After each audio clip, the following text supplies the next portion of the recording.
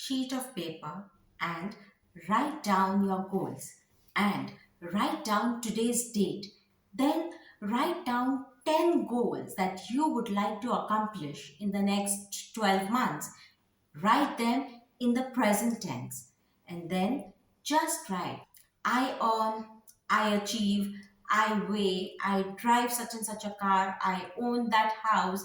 Write down 10 things and then you take this list of 10 things and you say, if I had a magic wand and if I could wave this magic wand and if I could choose one goal on my list and make it come true within 24 hours, which one goal would have the greatest positive impact on my life?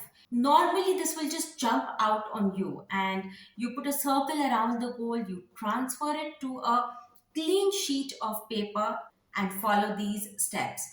Write it down, set a deadline, make a list of everything you will have to do to accomplish this. Organize the list into a checklist, take action, and then do something every day. If you just do this simple exercise, you will all achieve your desires. And I mean it, nothing can stop you but yourself.